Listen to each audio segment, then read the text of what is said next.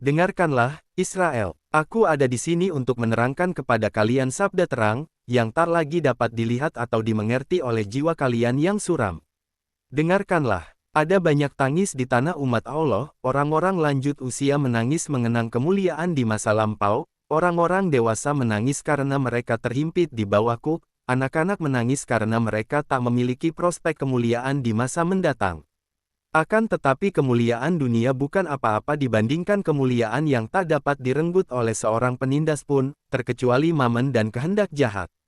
Mengapakah kalian menangis? Sebab yang Maha Tinggi, yang selalu baik terhadap umatnya, sekarang telah memalingkan mukanya ke tempat lain dan tak lagi membiarkan anak-anaknya melihat wajahnya. Apakah ia bukan lagi Allah yang membelah laut dan membuat Israel menyeberanginya dan memimpin umat melalui padang gurun dan memberi mereka makan, dan membela mereka dari para musuh mereka, dan agar mereka tidak sampai kehilangan jalan ke surga, ia memberikan hukum bagi jiwa mereka, seperti ia telah mengirimkan awan-awan atas tubuh mereka.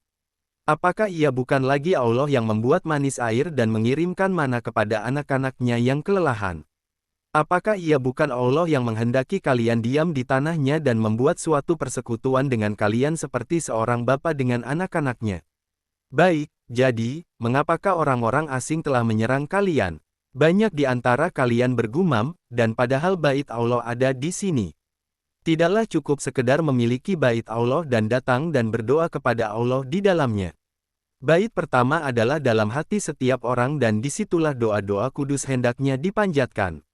Tapi sebuah doa tak dapat kudus terkecuali hati pertama-tama mengubah jalan hidupnya dan dengan hatinya orang juga mengubah kebiasaan, cinta kasih, kaidah-kaidah keadilan terhadap orang-orang miskin, para hamba, sanak saudara dan Allah.